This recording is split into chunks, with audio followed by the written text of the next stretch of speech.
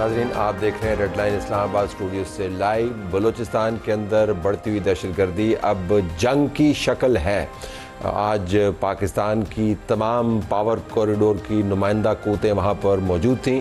वहाँ पर वज़ीर-ए-आज़म पाकिस्तान अपने काबीना और मशावरती ग्रुप के अहम तरीन मेंबरान के साथ मौजूद थे। वहाँ पर फील्ड मार्शल मौजूद थे। वहाँ पर तमाम टीम्स मौजूद थीं जो लीड कर रही हैं ग्राउंड के ऊपर। ब्यूरोक्रेसी के नुमाइंदगान, चीफ मिनिस्टर, कोर कमांडर, तमाम के तमाम लोग वहाँ पर मौजूद थे। और जो नताइज वहाँ से निकले हैं वज़ीर-ए-आज़म के बयान समेत, वो ये हैं कि बुनियादी तौर पर जो शहदा हैं उनको खराज तहसीन, और उसके बाद इस अज़्म का यादा कि हमने हर हाल में ये जंग जीतनी है और किसी सूरत में इस जंग की जो जिम्मेदारियाँ हैं पूरी किए बग़ैर पाकिस्तान की फ़ौज और पुलिस और लेवीज़ पीछे नहीं हटेंगी। जब तमाम सियासी क़ियादत बलूचिस्तान के अंदर मौजूद हो और ये बयान आपके सामने आए, तो इससे आपको हालात की संगीनी, संजीदगी और उसके साथ साथ जो नया अज़्म और वल्वला है, दोनों के शवाहिद आपको मिलते हैं। सेनेटर राना सनाउल्लाह खान जो वज़ीर-ए-आज़म के मशीर बराए सियासी अमूर हैं और हमारे पास मौजूद हैं, अभी बलूचिस्तान से तशरीफ़ लाए, इस मीटिंग के अंदर मौजूद थे। इनसे पूछेंगे कि अगर हम एदाद-ओ-शुमार देखें तो एदाद-ओ-शुमार में तो खैबर पख्तूनख्वा के अंदर भी दहशतगर्दी के वाक़यात हैं, बल्कि जून के अगर मैं एदाद-ओ-शुमार उठा के देखूँ तो वहाँ पर खैबर पख्तूनख्वा में 54 या 56 के करीब दहशतगर्दी के हमले हुए हैं और बलूचिस्तान में कम। तो बलूचिस्तान के बाद क्या खैबर पख्तूनख्वा में भी ऐसी नशिस्त होगी? दूसरे सवालात भी। राना साहब, आपको बहुत शुक्रिया। हम ईरान और अमेरिका के मामलात पर भी बात करेंगे। दोबारा से ये जंग छिड़ चुकी है। पाकिस्तान के आर्मी चीफ और फील्ड मार्शल ने टेलीफोन के ऊपर एक ख़बर के मुताबिक ईरान के वज़ीर ख़ारजा से बात की है। पाकिस्तान ने आउटरीच किया है। कतर जो पाकिस्तान के साथ मिलकर मेज़बानी भी कर चुका है बातचीत के अमल की, वर्जिन स्टॉक स्विट्ज़रलैंड के अंदर, उसने भी कॉल्स की हैं। साथ ईरान के हवाले से गल्फ़ के अंदर एक आपको गम गुस्सा भी पाया जाता नज़र आता है। GCC कंट्रीज़ ने बराह रास्त ईरान को मूल इल्ज़ाम ठहराया है कि वो अपना हुर्मुज़ के अंदर जो जहाज़ों की नकलो हरकत है उसमें तात्तुल पैदा करता है और सिक्योरिटी काउंसिल के पास जाने का उन्होंने इशारा किया है। उसके ऊपर भी हम बात करेंगे। डॉक्टर कामरान बुखारी होंगे जो माहिर बैनुल-अक़वामी अमूर के, और कामरान यूसुफ साफ़ी इस्लामाबाद से जो इस मामले को बड़े करीब से देखते हैं, लेकिन प्रोग्राम के दूसरे हिस्से में होगा। पहला हम बलूचिस्तान। राना साहब, मुसलसल दहशतगर्दी के वाक़यात हो रहे हैं बलूचिस्तान में। हालिया वाक़यात तो वाक़तन बहुत संजीदा नौइयत के हैं, लेकिन खैबर पख्तूनख्वा में भी हो रहे हैं। तो बलूचिस्तान के ये वाक़यात बहुत संजीदा होंगे, तभी तो इतना बड़ा वहाँ पर आपने प्रेजेंस दिखाई और तमाम वहाँ पे हैवी हिटर्स जिनको कहते हैं मौजूद थे। कितनी संजीदा सूरत हाल इस मीटिंग से हमें पता चलता है कि वहाँ पर मौजूद है?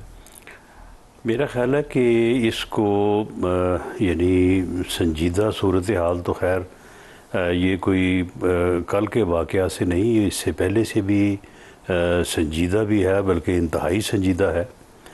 लेकिन इस बात को थोड़ा इस तरह से एनालाइज़ करने की ज़रूरत है कि देखिए, हम जब भी बात करते हैं तो हम कहते हैं कि जी दहशतगर्दी के वाक़यात, हम ये कहते हैं कि जी वहाँ पे अमन जो है वो कायम किया जाएगा, यानी हम इसे एक अमन व अमान की सूरत हाल से मुतल्लिक़ एक मसला समझते हैं। ठीक। जबकि ये बतदरीज KPK में भी यही सूरत हाल है, और अब वो मामला जो है वो बढ़ते बढ़ते जो है वो अफ़गानिस्तान और वहाँ पे मौजूद जो ट्रेनिंग सेंटर हैं और वहाँ पे जो लोग मौजूद हैं उन तक जा पहुँचा, और अब इसमें कोई अबहम नहीं रहा।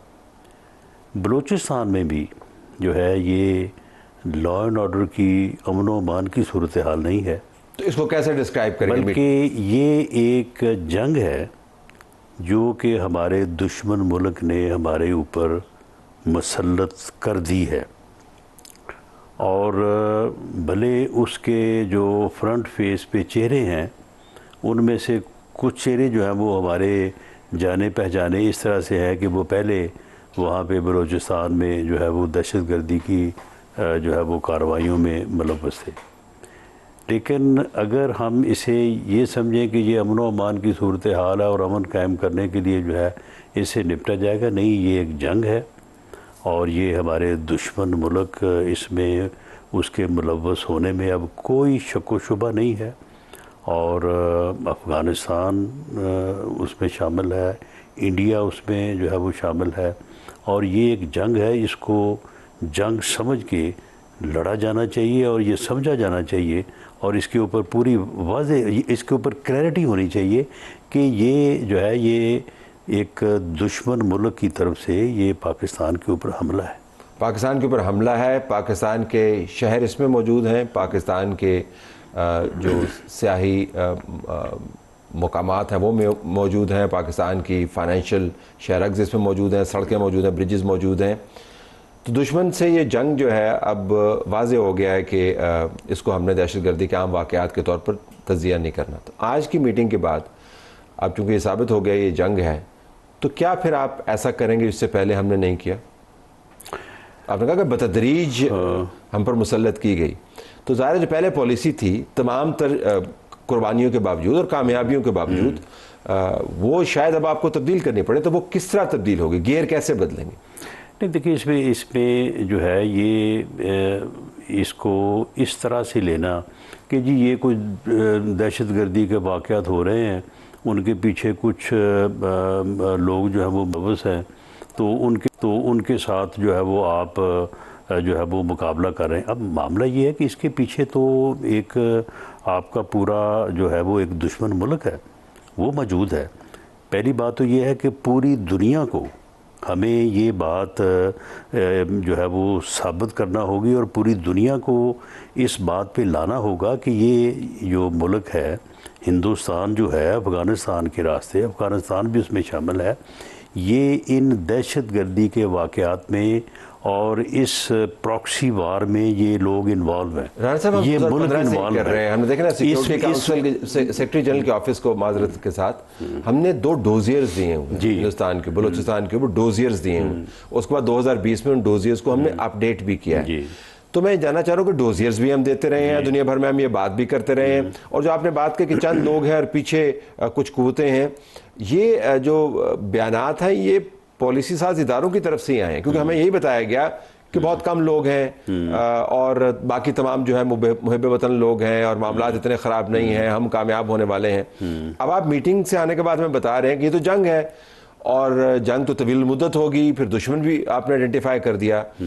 तो क्या ये इस मीटिंग के बाद ये चीज़ें आश्कारा हुई हैं, ये बतदरीज आश्कारा हुई? नहीं, दुश्मन जो इंडिया का आइडेंटिफाई होने वाली बात है, ये कोई आज की मीटिंग की या आज की बात नहीं है। जिस दिन जाफर एक्सप्रेस जो है वो हुआ, उससे पहले कलमोशन के वाक़यात भी हुए, और वहाँ पे जो वाक़यात हुए हैं, वहाँ पे जो अगवा करने वाले लोग थे वहाँ पे खड़े, यानी उस ट्रेन को अगवा करने और बेगुनाह बेकसूर लोगों को शहीद करने के बाद वहीं से उनके राब्ते थे। एग्रीड कंप्लीटली, और वो राब्ते उस वक्त ही पकड़े गए। तो मैं ये कह रहा हूँ कि फिर अभी तक हमने जो इक़दाम किए हैं वो इस मीटिंग के बाद क्या मुख्तलिफ होंगे? नहीं देखिए हमने आइडेंटिफाई भी कर दिया, हमने रिएक्शन भी दे दिया, मामला ये है कि इस यानी ये जो बयानिया या जो इस किस्म की सोच है इसको ख़त्म करने की ज़रूरत है। जो हम ये कहते हैं कि जी अब हम क्या करें, वो भाई एक नाजायज़ एक जंग जो है वो अगर हमारा हमसाया हमारा दुश्मन मुल्क हमारे ऊपर मुसल्लत करता है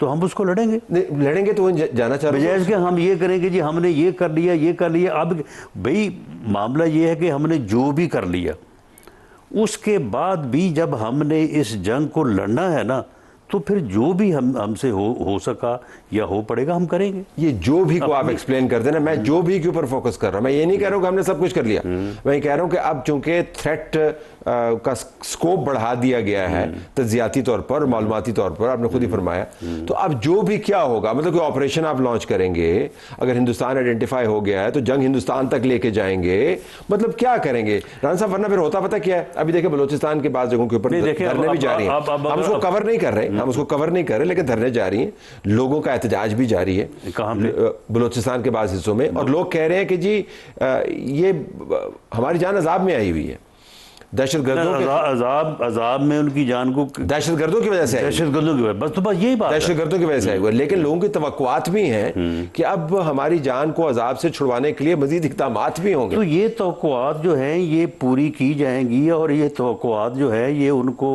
अपनी लॉ एनफोर्सिंग एजेंसी से हैं, अपनी हुकूमत से हैं। और आज जो मीटिंग हुई है उसमें इन्हीं तवक्कुआत को पूरा करने के लिए, इन्हीं लोगों के तहफ़्फ़ुज़ को जो है वो बेहतर से बेहतर करने के लिए जो है वो सारे फैसले हुए हैं, और उन फैसलों के ऊपर अमल किया जाएगा। और वही फैसले फिर क्या हैं, वही तो मैं देखिए वो फैसले तो जो है ना, जो स्ट्रेटजिक डिसीजन होते हैं उनको फिर इस तरह से ऑन एयर तो नहीं किया जाता ना, वो तो आपने फील्ड में लेके आए ना, ऑन एयर करने में क्या मसला है? फील्ड में जब आएंगे तो वो फील्ड से पहले तो उन्हें ये बताया जाएगा कि हम कल ये करने वाले हैं। चलें ठीक है, ऑपरेशनल डिटेल्स को छोड़ देते हैं, हम किसी और जाविये से आ जाते हैं। जो इस वक्त सियासी निज़ाम है वहाँ पे, जो चीफ मिनिस्टर साहब हैं, भले आदमी हैं और सहाफ़ियों के साथ उनके ताल्लुकात बड़े अच्छे हैं, लेकिन ये उनके अच्छे ताल्लुकात का इशू नहीं है। ये जो निज़ाम वहाँ पे काम कर रहा है, क्योंकि कोर कमांडर्स की मीटिंग के बाद ये वाज़े हो गया था कि उसमें कहा गया कि जिन जगहों पर दहशतगर्दी है वहाँ पे अपने गवर्नेंस के निज़ाम को बेहतर बनाना। मैंने लास्ट टाइम भी आपके साथ बात की थी। तो अब इस निज़ाम के तहत आपके ख्याल में इस निज़ाम में इतनी जान है कि वो तमाम काम कर पाए? नहीं, देखिए यहाँ पे ये चीज़ डिबेट होनी चाहिए और हमें इसके ऊपर बात करनी चाहिए। देखिए अब ये जो बयानिया बनाया जाता है कि जी क्योंकि वहाँ पे गवर्नेंस का निज़ाम ठीक नहीं है, क्योंकि वहाँ पे इलेक्शन से किसी को शिकायत है, क्योंकि वहाँ पे पसमानदगी है, क्योंकि वहाँ पे सड़कें कम बनी हैं या ज़्यादा बननी चाहिए थी, या वहाँ पे स्कूल कम है या कॉलेज कम है, इस वजह से ये है। नहीं, ऐसा नहीं है। ठीक, इन वजूहात से ये नहीं है। कभी भी बीएलए का और अब बीएलए और उसके साथ जो फितना अल ख्वारिज टीटीपी का आपस में जो गठजोड़ हुआ है, ये पाकिस्तान के ख़िलाफ़ है। वो पाकिस्तान को जो है वो तोड़ना चाहते हैं, वो पाकिस्तान के दुश्मन है। उनका कभी ये ना मुतालबा रहा है ना आज है कि वहाँ पे सियासी निज़ाम क्यों ख़राब है या सियासी निज़ाम ठीक होना चाहिए।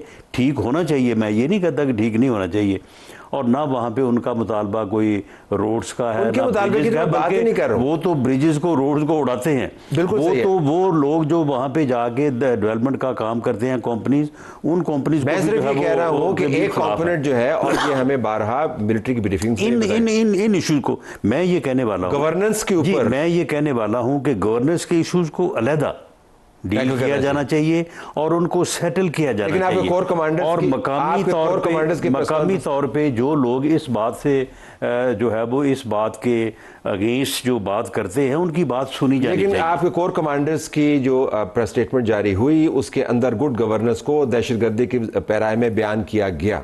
मैं सिर्फ ये चाहता हूँ कि फिर एक काइनेटिक ऑपरेशन है, गुड गवर्नेंस का भी मामला है, तो इस निज़ाम में इतनी जान है आपके ख्याल में बलूचिस्तान के अंदर कि वो गुड गवर्नेंस वहाँ पे कर पाए, अच्छी इंतजामिया चला पाए, करप्शन फ्री काम हो पाए? सब स्टोरियाँ बहुत ज़्यादा है इस इलाके के बारे में। देखिए इस पर भी बात हुई है, और आज जो चीफ मिनिस्टर बलूचिस्तान है मीर सरफराज बुगटी साहब, उन्होंने इसके ऊपर सेर हासिल बात की, और उनकी बातें बड़ी यानी कन्विंसिंग थी, बड़ी वज़नी बातें थी। उस पर भी काम हो रहा है, लेकिन जो पॉलिटिकल सिस्टम को ठीक करना है, गवर्नेंस को ठीक करना है, पसमानदगी को दूर करना है, डेवलपमेंट वहाँ पे करनी है, इनको अलहदा डील किया जाए, और ये ना समझा जाए कि इस वजह से जो है ये दहशतगर्द या ये पाकिस्तान के दुश्मन जो है ये हमलावर हो रहे हैं। ये दोनों अलग चीज़ें हैं। खैबर पख्तूनख्वा में तो आप ये बात नहीं करते।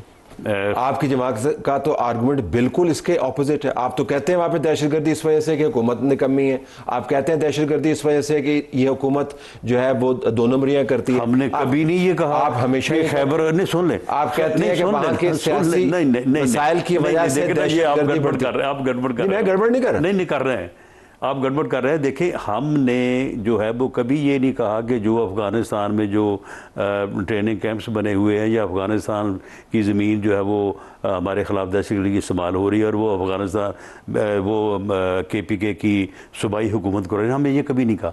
हम ये कहते हैं कि जिस जमात की KPK की सूबाई हुकूमत है उस जमात को कुछ चीज़ों का हम जिम्मेदार ठहराते हैं जिसमें वही बात हुई राना साहब। नहीं वो बात नहीं अब आप जीटी रोड से फैसलाबाद चले गए, मैंने मोटरवे से फैसलाबाद में गया था, नहीं बात आपने वही की। नहीं वो उन चीज़ों के ऊपर, उन फैसलों के ऊपर जिन फैसलों के मतलब आपको भी पता है, आप भी उनके मुतरज रहे हैं कि जी उनको ले आओ, वापस ले आओ, उनको यहाँ पे आके उनके ऑफिस बना दो, उनको यहाँ पे जो है वो उनको मौका दिया जाए, वो आके यहाँ पे सेटल हो जाए। हम तो पार्लियामेंट में भी हुई थी, और पार्लियामेंट में होने के बाद यहीं से वो बात फिर आगे चली है, लेकिन वो ऐसा नहीं हो सका।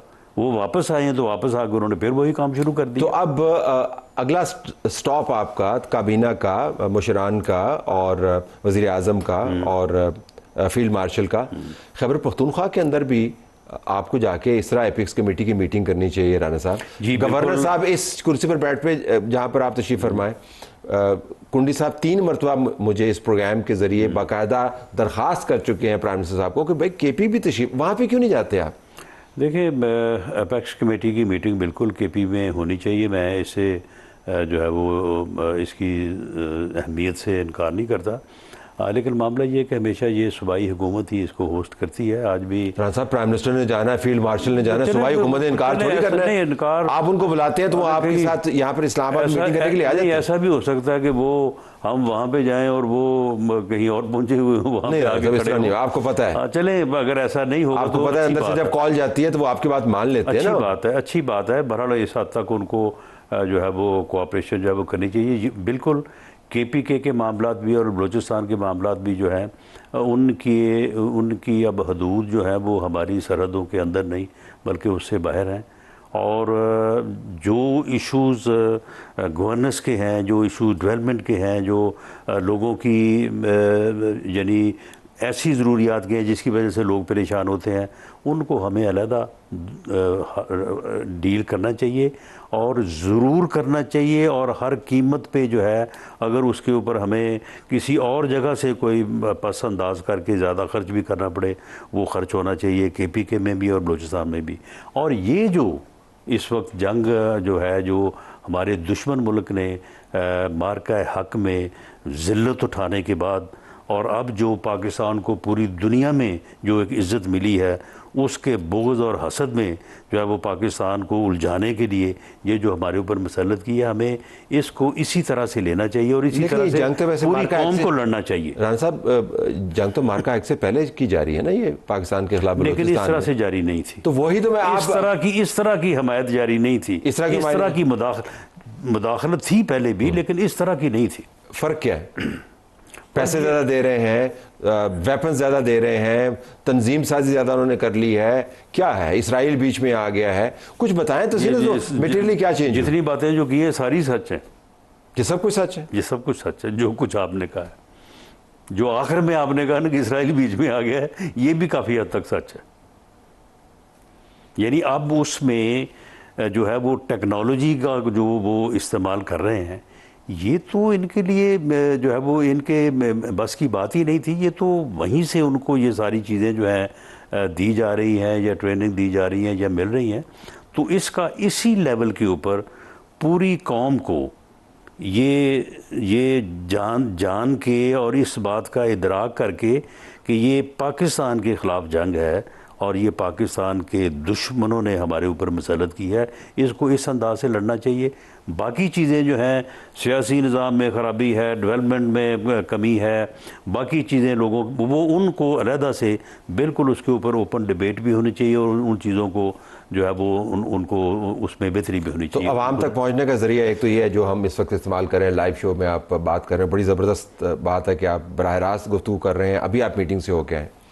दूसरा तरीका है कि उनके नुमाइंदगान के ज़रिए आवाम तक पैगाम पहुँचाया जाए। जो पार्लिमान है तो उसको भी एतमाद में लेने का इस मीटिंग के बाद कोई एहतमाम आप करें? इस मीटिंग के बाद क्या, इस मीटिंग में भी इसके ऊपर बात हुई है। पार्लिमान को तो एतमाद में आपने लेना है ना। पार्लिमान में एतमाद से मुराद वज़ीर आज़म को वहाँ पर स्टेटमेंट जारी करेंगे, फाइंडिंग्स देंगे, क्या एक जो पॉलिटिकल गवर्नमेंट है वो मरकज़ में सूबे में, उस गवर्नमेंट की जो है ये जिम्मेदारी है कि वो पार्लिमान और अवाम के एतमाद के ऊपर जो है वो पूरा उतरे। और पार्टीज़ को ऑल पार्टीज़ कॉन्फ्रेंस टाइप को इस तरह का बुलाने का आपका है इरादा?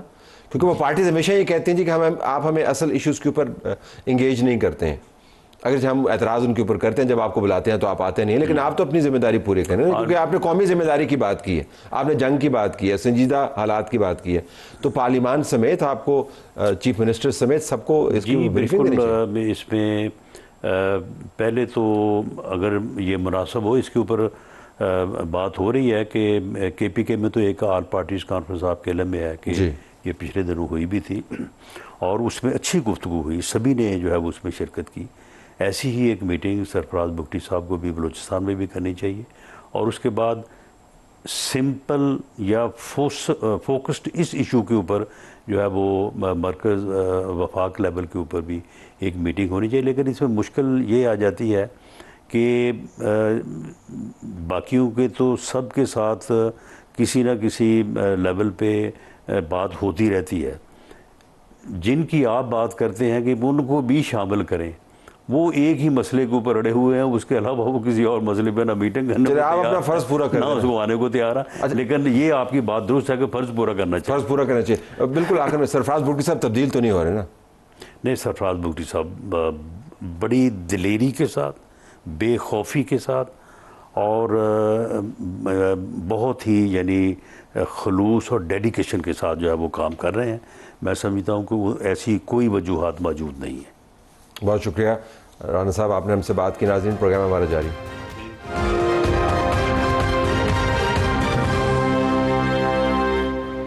नाज़रीन, आबनाए हुर्मुज़ दोबारा से अमेरिका और ईरान के दरमियान एक जंग का ट्रिगर बन गया है। पिछले 2 दिन के अंदर अमेरिका ने 170 से ज़्यादा ईरान के अंदर ठिकानों पर निशाना लगाया। ईरान की तरफ से अभी जो हमलों की तफसील आई है, 42 के करीब उन्होंने काउंटर अटैक किया है, जिसमें गल्फ़ रियासतों के अंदर उनके बयान के मुताबिक अमरीकी असासों के ऊपर हमले शामिल हैं।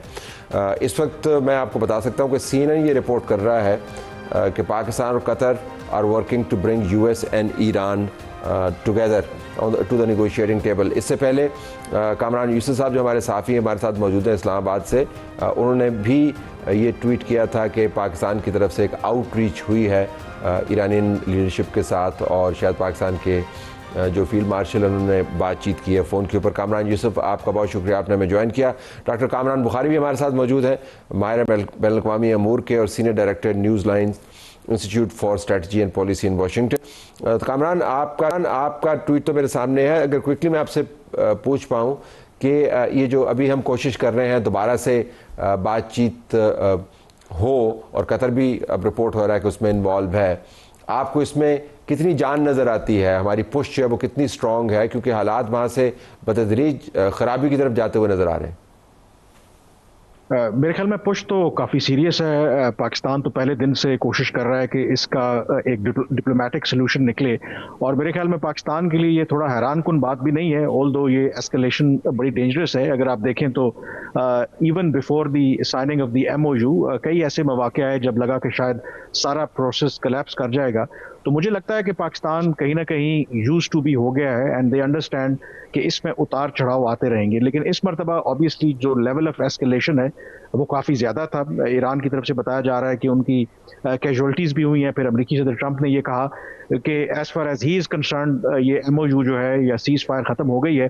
तो डॉन्टिंग टास्क ज़रूर है, लेकिन as usual Pakistan is not giving up. As I said कि जैसे ही ये एस्केलेशन बढ़ रही थी तो पाकिस्तान की तरफ से दोनों जो फ्रीकैन है, अमेरिका और ईरान, रीच आउट हुई है, और ईरान की सरकारी मीडिया ने तो कंफर्म किया है कि ईरान के फॉरेन मिनिस्टर अब्बास अरागची की पाकिस्तान के फील्ड मार्शल के साथ बातचीत हुई है। कुछ इतलात हैं कि शायद ईरान के सदर से भी रब्ता हुआ है, और ये इंडिकेट कर रहा है टूवर्ड्स के आई एम श्योर कि पाकिस्तान और कतर ये कोशिश कर रहे हैं कि किसी तरीके से ये जो आग दोबारा भड़की है ये मजीद ना फैले, और जैसे एक अंडरस्टैंडिंग थी कि after the funeral of Iran के जो सुप्रीम लीडर हैं, जो आज उनकी तदफीन हो गई है, तो उसके बाद सिलसिला दोबारा शुरू किया जाए। तो कोशिश यही है कि जो प्रोसेस है उसको टेबल पर दोबारा लाया जाए। मुश्किल टास्क है, बट एज आई सेड कि पाकिस्तान और कतर, खास करके Pakistan, is not giving up and they are trying their level best. Doctor Kamran Bukhari, आप इसको बहुत करीब से देख रहे हैं दूसरे मामलात के साथ, ये आपको एक पैटर्न नज़र आता है? कामरान ने बात की उतार चढ़ाव की, इज इट दैट पैटर्न, या इस वक्त जो हो रहा है ये पिछले वाक़यात से मुख्तलिफ है? जी शुक्रिया तलत। देखें, आई थिंक हम पैटर्न से आगे जा चुके हैं। सदर डोनाल्ड ट्रंप ने जितनी लचक दिखानी थी वो दिखा चुके हैं। अब he needs the ball is in the Iranian court कि वो फॉलो थ्रू करें। अब जाहिर है बीच में वो उनका फ्यूनरल आ गया तो उसके लिए ज़रूरत थी, लेकिन ये जो उन्होंने हमले किए थे टैंकर्स के ऊपर, सऊदी और कतर के ऊपर, तो ये that sends a really bad message. Already सदर डोनाल्ड ट्रंप अपनी जो डोमेस्टिक सिचुएशन में और इवन आलमी सतह पे कह लें तो वो बड़े दबाव में है कि भाई आपने ये कर दिया है, तनकीद बहुत हो रही है। तो अगर उनकी जानिब से, ईरान की जानिब से इस किस्म की जारहाना कार्रवाई आती है, then he has no choice left. और फिर ये है कि इसमें पाकिस्तान के लिए भी ख़तरा है, क्योंकि एक पॉइंट पे आके ये भी हो सकता है कि ट्रंप इंतज़ामिया ये समझे कि अब ये पाकिस्तान के बस की बात नहीं है, because the Iranians are playing the Pakistanis. ये बाज़गश्त जो है यहाँ हो रही है डीसी के अंदर, बल्कि आलमी सतह पे हो रही है। यहाँ तक कि ये भी गुफ्तगू हो रही है कि ये जो ईरान, और हवाला ये दिया जाता है कि देखें ये कितने जो है करीब हैं, जब मिलते हैं तो बड़े बगलगीर होते हैं। तो क्या पाकिस्तान जो है वो मिसलीड कर रहा है ट्रंप इंतज़ामिया को? ये जो नाकदीन हैं सदर डोनाल्ड ट्रंप के, वो ये भी बात उठा रहे हैं। So I think we are in a very very precarious situation. अगर कामरान यूसुफ मैं आपसे इस हवाले से बात करूं, तो अगर ये जाविया है तो ये जाविया तो कतर पर भी अप्लाई होता है, ये जाविया तो फिर सऊदी अरब पर भी अप्लाई होता है। बराह रास्त तो नहीं है, लेकिन आपको पता है बैक एंड पे मौजूद है, वो तो तुर्की पर भी अप्लाई होता है। तो ईरान को जिसने फैसिलिटेट किया है, सब ज़रा परेशान है। तो पाकिस्तान में क्या आपको लगता है कि शायद मामला पाकिस्तान की तरफ घूम जाए कि जी देखें आपके बस की बात नहीं है, आपने जितना करना था कर लिया, अब हमें किसी और तरीके से इसको हल करना है? देखें, अगर तो डिप्लोमेसी के जरिए मामलात को हल करना है तो कतर की इन्वॉल्वमेंट हुई मेरे ख्याल में पाकिस्तान के बाद, तो उसके अलावा कौन सा ऐसा मेरे ख्याल में प्लेयर बचता है? अगर तो सिफारतकारी के जरिए मामलात हल नहीं होने और अल्टीमेटली लेट्स अस्यूम के पाकिस्तान पर ही आप इल्ज़ाम डाल दें कि पाकिस्तान की वजह से मामलात हल नहीं हो, विच इज़ एब्सोल्युटली अनफेयर, क्योंकि पाकिस्तान तो सिर्फ मीडिएटर और फैसिलिटेटर है। तो फिर इसका मतलब है कि अल्टीमेटली तो बातचीत अगर नहीं होगी तो जंग के जरिए मामलात हल होंगे, क्योंकि इस सिचुएशन के अंदर मुझे नहीं लगता कि अगर पाकिस्तान इन दोनों फरीकैन के दरमियान ब्रेक थ्रू ना करवा सका, गल्फ के ऊपर दोबारा से ईरान ने हमले किए हैं, कतर को भी नहीं बख्शा उन्होंने, कुवैत बहरीन पहले ही इसका शिकार है, तो कौन वो ऐसा प्लेयर होगा? आप लेट से कह लें कि चीन की जो सिफारतकारी है वो बिल्कुल मुख्तलिफ है, वो तो उस तरीके से कूदना नहीं चाहते।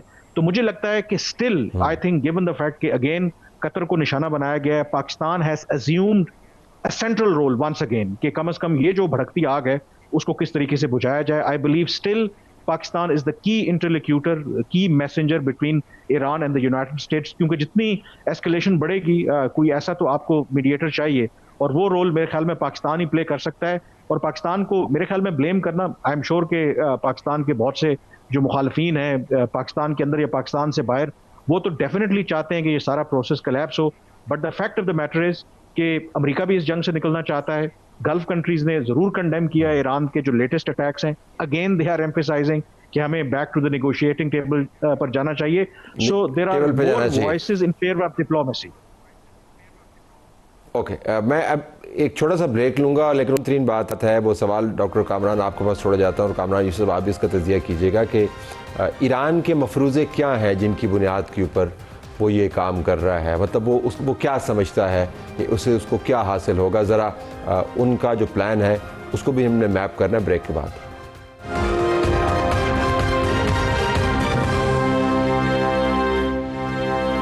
प्रोग्राम में खुशामदीद नाज़रीन, हमारे पास एनालिस्ट मौजूद हैं कामरान यूसुफ और डॉक्टर कामरान बुखारी। डॉक्टर साहब, मैंने आपसे ब्रेक से पहले सवाल आपके पास छोड़ा था कि आप ईरान की जो कैलकुलेशंस हैं उनको कैसे देखते हैं, वो क्या करना चाह रहे हैं?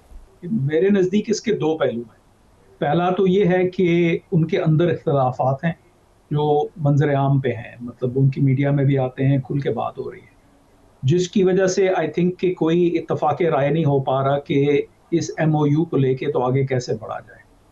तो आई थिंक वो इख्तलाफात जो हैं आर कमिंग मैनिफेस्टिंग दमसेल्व्स। अब बड़ा मुश्किल है ये बताना कि ये जो हमले का ऑर्डर है ये कहाँ से आता है। गार्ड्स जो हैं वो इट्सेल्फ डिवाइडेड हैं, ठीक है, उनका एक कमांडर इन चीफ है, लेकिन ये है कि we know that they are divided, specially it's a time of war. और फिर कौन से जो सियासी फैक्शंस हैं वो उनको मतलब उनके क्या इल्हाक है, who are they allied with in political terms. तो इट्स नॉट रियली क्लियर कि ये कौन ऑर्डर दे रहा है अपना इन हमलों के, जो हमले किए गए हैं जिसके जवाब में और जिसके नतीजे में ये जो है एस्केलेशन हुई है। दूसरी बात यह है कि लोग मजमूई तौर पे अगर आप जो है वो अंदरूनी इख्तलाफात को थोड़ी देर के लिए साइड पे रख भी दें, तो there is a logic here. वो ये है कि Iran has in principle agreed to compromise on the nuclear issue, लेकिन कॉम्प्रोमाइज करते करते वो ये अपीयर नहीं होना देना चाहता कि भाई हमने घुटने टेक दिए, वी कैपिचुलेटेड। तो it makes sense for them to do these kind of attacks and they do calculate. I mean उनको भी ये होगा कि अच्छा चलें, थोड़ी थोड़ी हम भी टुक टुक लगी रहेगी, वो जवाबी थोड़ी बहुत कार्रवाई करेंगे। तो वहाँ उनसे आई थिंक मिसकैलकुलेशन हो रही है। आई थिंक वो अंडरस्टैंड, वो एक तरफ एक्सप्लॉइट करना चाह रहे हैं सदर डोनाल्ड ट्रंप की पोजीशन को मिड टर्म के हवाले से, और जो उन्होंने अभी जो है जो गैस की प्राइस कम हुई है because of the MOU and the cease fire, तो उसको भी वो एक्सप्लॉइट कर रहे हैं। वो समझ रहे हैं कि जनरल सदर डोनाल्ड ट्रंप के हाथ जो है वो बेसिकली कंस्ट्रेंड है।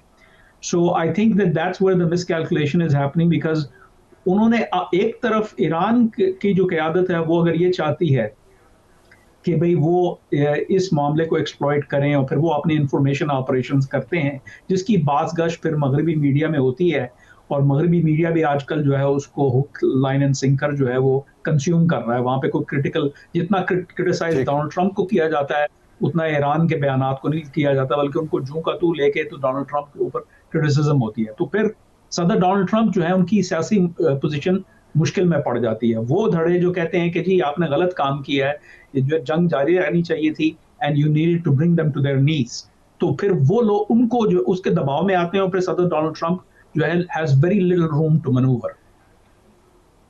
ठीक है, अगर कामरान यूसुफ मैं आपसे पूछ पाऊँ, पाकिस्तान एक मीडिएटर है, आपने पहले ये बताया, लेकिन एक एक्टिव मीडिएटर है जिसने बहुत ही हाइपर डिप्लोमेसी भी एट टाइम्स की। पाकिस्तान के जो फील्ड मार्शल हैं अपनी टॉप ब्रास के साथ ईरान के अंदर मौजूद थे, और वैसे भी हमने देखा कि ये वैसा मीडिएटर नहीं है कि आपने लोगों को बिठा दिया, उनको चाय पिला दी। लेकिन जब रूम है टू मैनूवर वो कम होती जा रही है, जिस किस्म की तशरीह हमारे सामने आती है इस्लामाबाद मेमोरेंडम ऑफ अंडरस्टैंडिंग की, डोनाल्ड ट्रंप ने तो ये भी कह दिया कि मेरी नज़र में ये ख़त्म हो गया।